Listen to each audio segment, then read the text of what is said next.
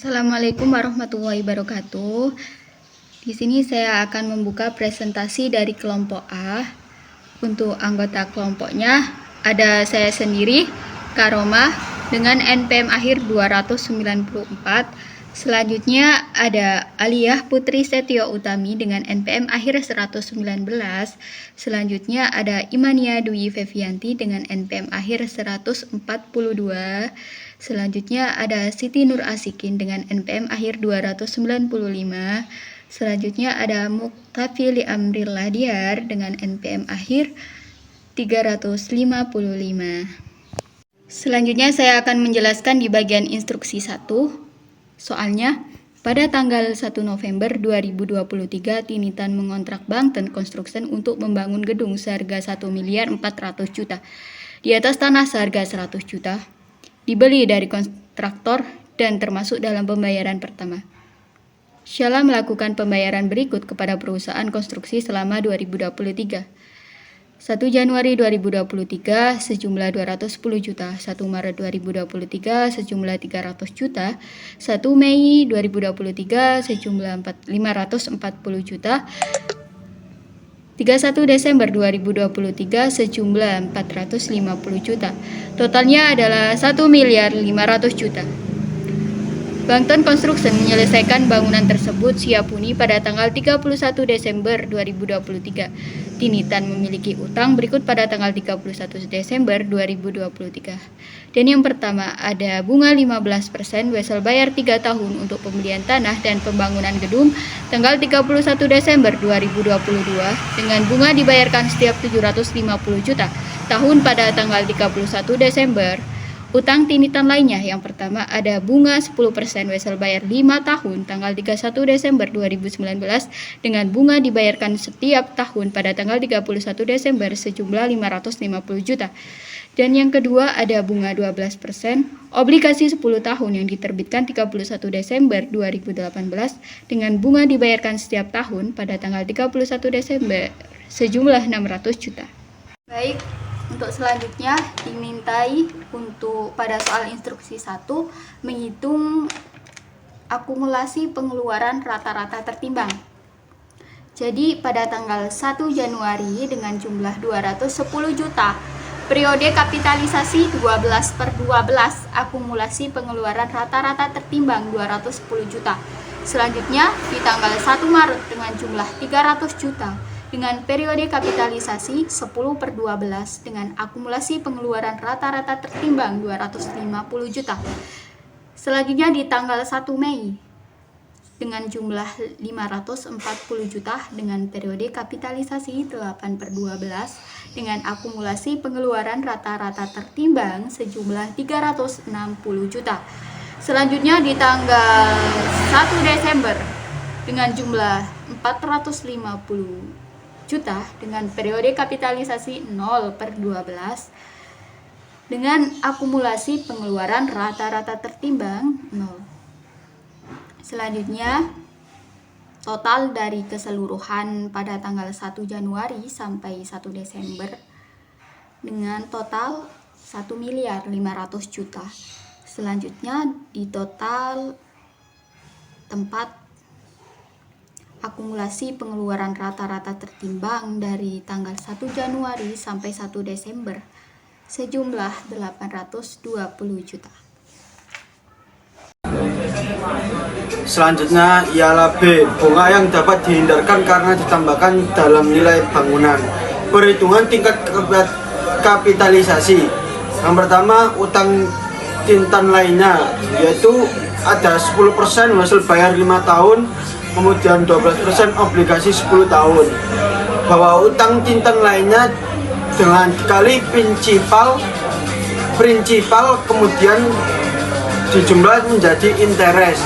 Kemudian prinsipalnya dari 10% hasil bayar 5 tahun ialah 550.000. Kemudian prinsipalnya dari 12% obligasi 10 tahun ialah 600.000.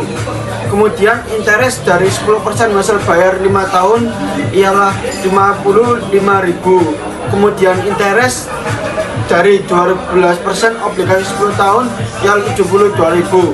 Jadi di total prinsipalnya ialah 1.150.000, kemudian interest totalnya ialah 127.000. Kemudian cara menghitung tingkat kapitalisasi, jumlah bunga dibagi dengan jumlah pokok. Jumlah bunga ialah EP 127.000 dibagi dengan 1.150.000 menjadi 0,1104. Kemudian perhitungan bunga yang dapat dihindarkan ada yaitu akumulasi pengeluaran rata-rata tertimbang, kemudian dikali suku bunga menjadi bunga yang dapat dihindari. Yang pertama, akumulasi pengeluaran rata-rata tertimbang ialah 750.000. Kemudian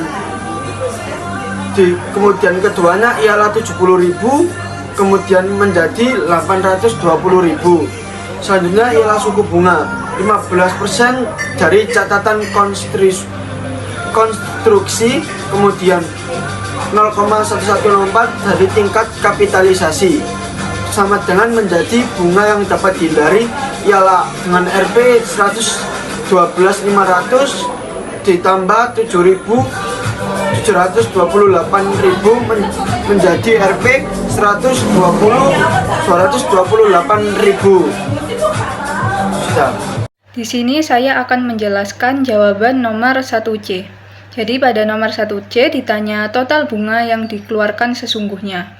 Jawabannya yaitu yang pertama, hitung wesel konstruksi 750.000 dikali 0,15. 0,15 itu dari 15%. Dan hasilnya 112.500. Lalu hitung wesel 5 tahun yaitu 550.000 dikali 10% atau 0,10. Hasilnya 55.000. Lalu hitung obligasi 10 tahun yaitu 600.000 dikali 12% atau 0,12. Hasilnya 72.000. Nah, 112.500 itu ditambah 55.000 dan ditambah 72.000. Jadi total bunga aktualnya adalah 239.500. Baik, yang selanjutnya instruksi kedua, di mana mahasiswa diminta untuk menyusun soal dan jawaban. Yang A, soal menjelaskan tentang acquisition property plant and equipment. Di sini ada soal, manajer membeli mesin fotokopi pada tanggal 1 Januari 2022 dengan harga senilai 100 juta. Adapun agar mesin fotokopi tersebut dapat digunakan oleh perusahaan atau kantor memerlukan biaya angkut senilai 2.500.000 dan biaya pengemasan 1,0% dan biaya setup 1,5% dari harga mesin fotokopi. Pembelian mesin fotokopi ini menggunakan kas perusahaan senilai 60% dari total yang dibayarkan secara keseluruhan dan sisanya dibayarkan menggunakan wesel tanpa bunga dengan angsuran bulanan.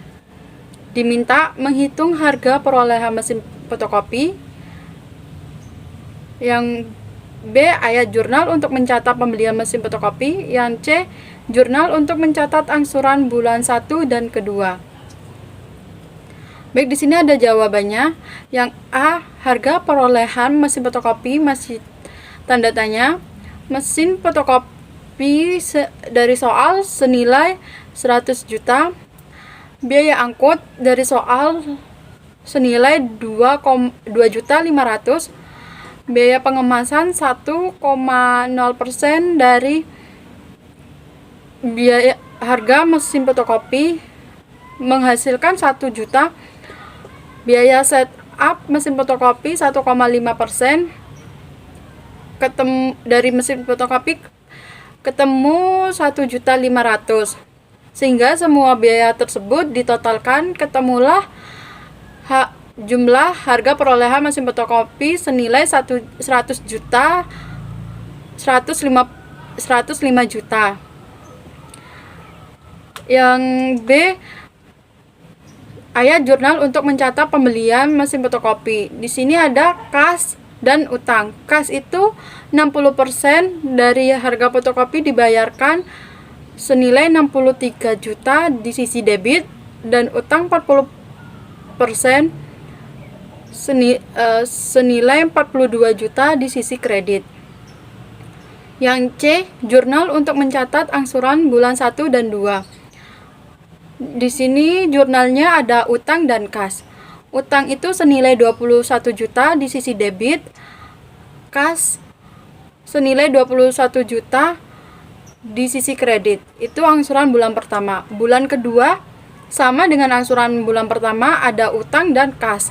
Senilai masing-masing 21 juta, utang 21 juta di sisi debit dan kas 21 juta di sisi kredit. Dari mana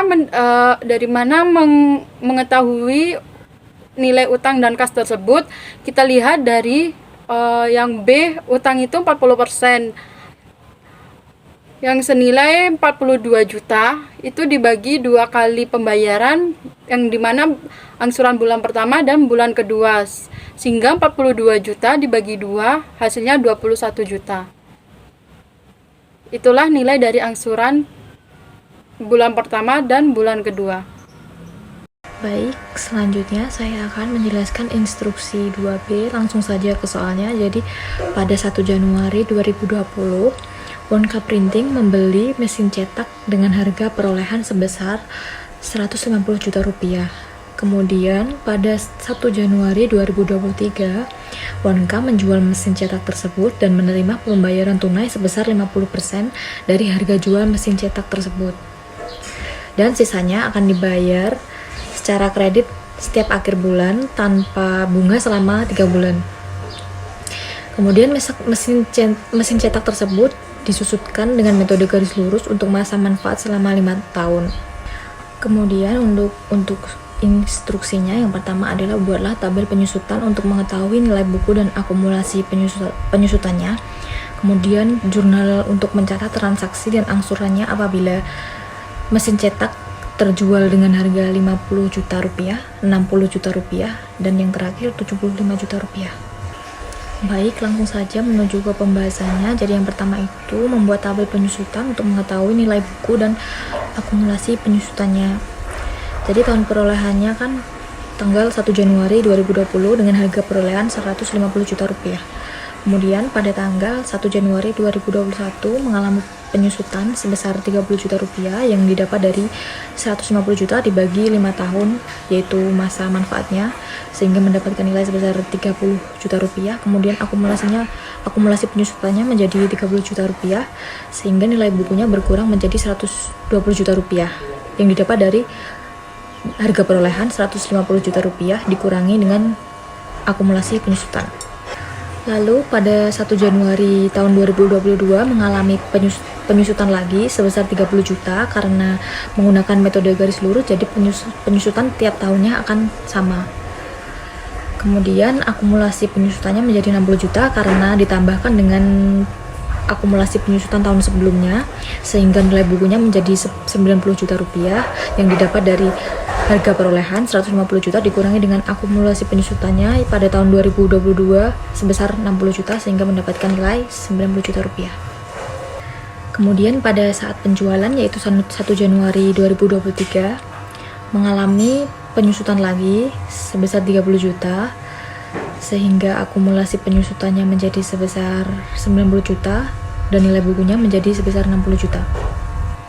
Selanjutnya yang B, yaitu apabila mesin cetak terjual sebesar 50 juta rupiah, yang dimana harga tersebut di bawah nilai buku, maka jurnalnya adalah piutang sebesar 25 juta pada sisi debit, kas sebesar 25 juta rupiah pada sisi debit, akumulasi penyusutan mesin sebesar 90 juta rupiah di posisi debit, dan kerugian atas pelepasan aset pada posisi debit sebesar 10 juta. Hal ini dikarenakan harga mesinnya hanya terjual sebesar 50 juta, di mana harga tersebut di bawah nilai buku yang seharusnya 60 juta rupiah. Kemudian kendaraannya berada di sebelah kredit sebesar 150 juta.